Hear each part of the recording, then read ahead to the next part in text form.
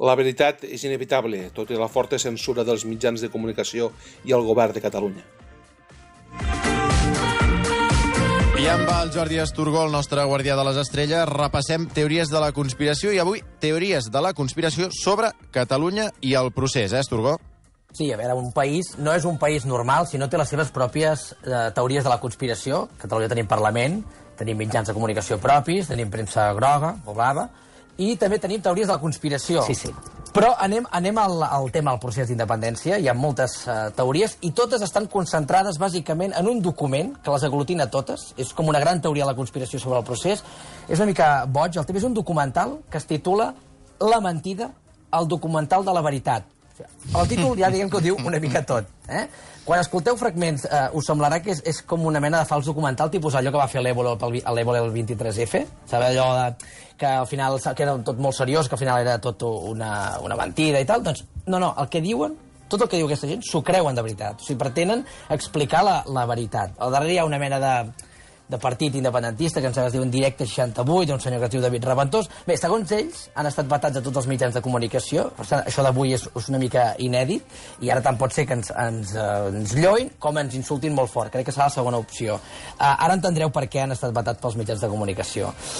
La tesi del documental és que tot el que ha passat a Catalunya els últims 8 anys, tot el procés d'independència, no és producte de la incompetència dels polítics, ni tampoc de la manca d'unitat de l'independentisme, ni tan sols és exclusivitat de l'estat espanyol, de les clavegueres de l'estat. Segons ells, tot forma part d'una mena de conxorxa dissenyada entre polítics catalans, els líders del procés, i l'estat espanyol.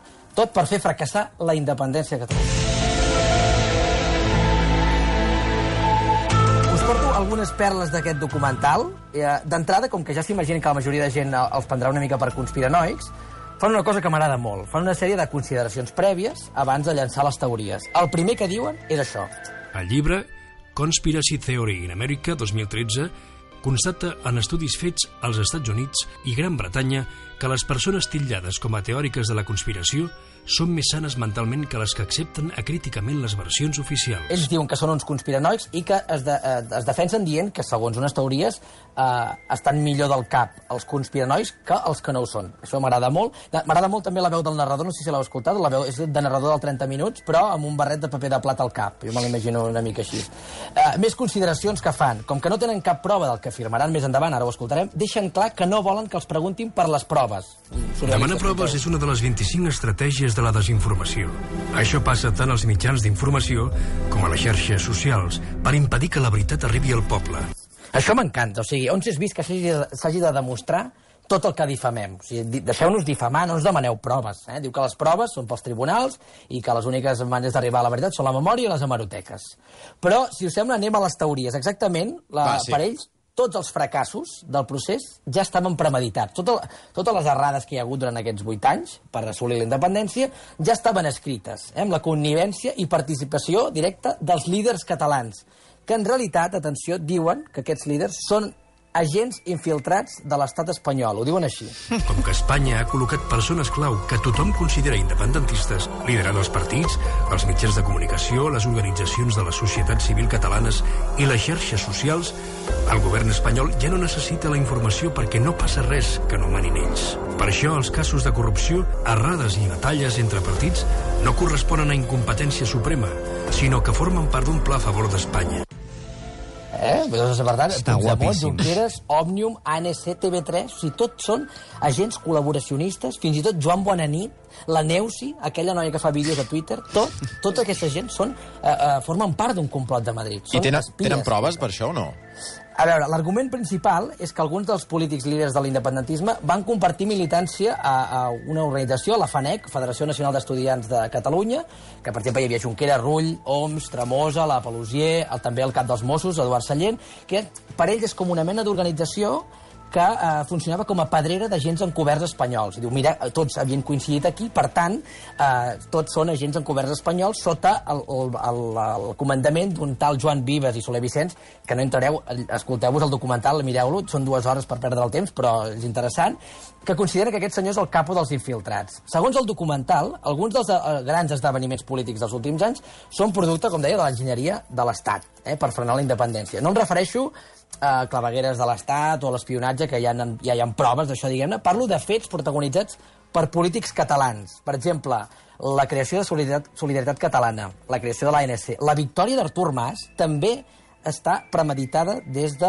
l'estat espanyol, o l'ascens de la CUP el 2015, que també per ells són com el braç català de Villarejo. Tots són obres d'Espanya i fins i tot un dels moments àlgids de l'independentisme com aquest també ho és. L'estratègia colonial espanyola a Catalunya és la infiltració, promoure líders polítics i crear partits i mitjans de comunicació en el bàndol independentista per tal d'impedir la independència. Seguint el guió es produeix l'abraçada històrica entre Artur Mas i el líder dels antisistema, David Fernández.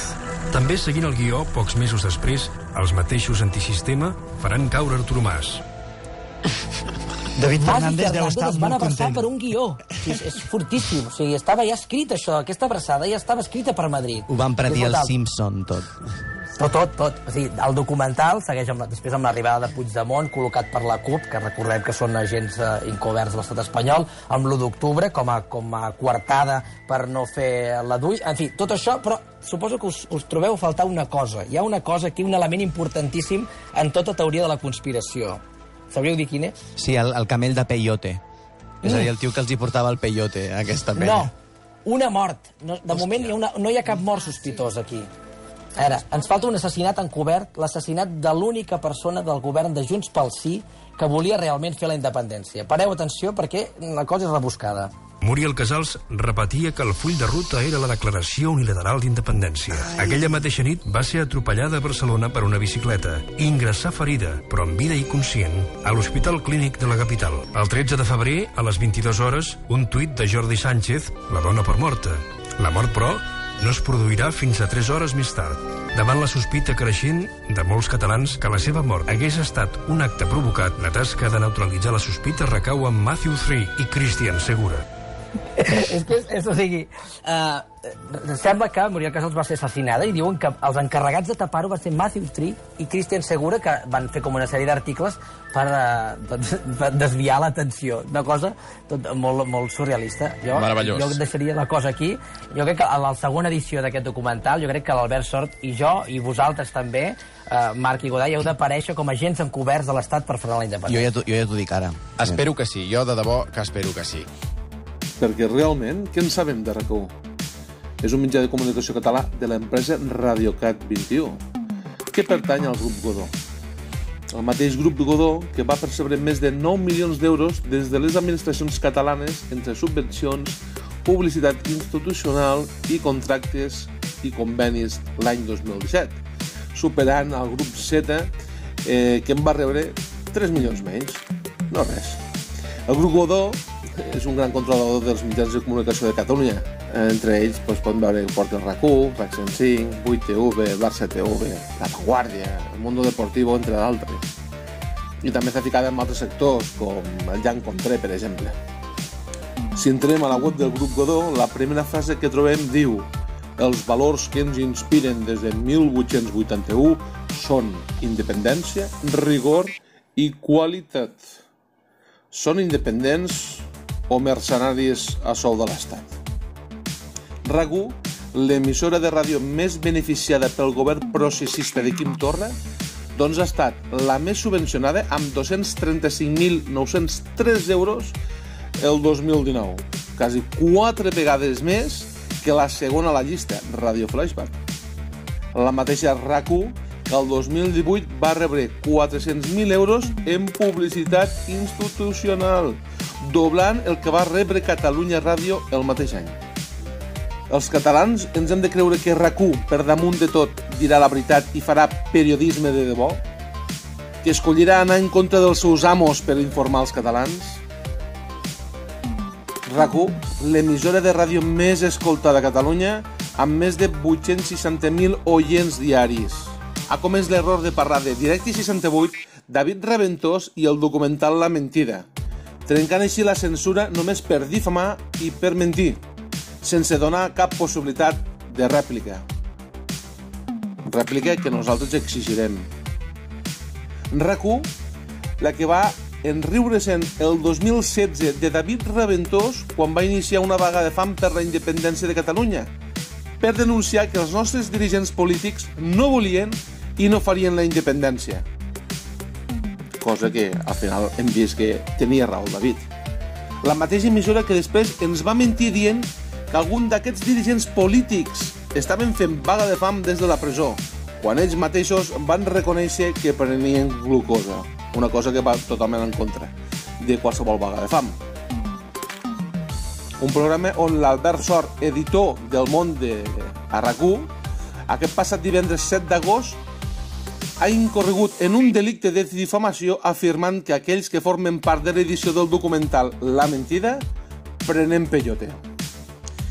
I on en Jordi Asturgó, periodista que porta la secció Teories conspiratives, se salta qualsevol ètica periodística. I així ho farem saber al Col·legi de Periodistes, ja que sembla que no recorda el tema de la imparcialitat, un tema que es dona a primer de carrera. Segur que el grup Godó tindrà una tensa reunió amb RAC1 per haver parlat de nosaltres. Doncs fins i tot ells cometen errors, però la veritat acaba guanyant sempre a la censura. Ara estem més a prop que mai de la veritat. Els que no havien sentit a parlar del documental La Mentida, ara ja ho han fet. Tot just estem en aquella escena de la pel·lícula del show de Truman, on el protagonista està navegant amb un vaixell i acaba xocant amb el decorat, just abans de sortir del show.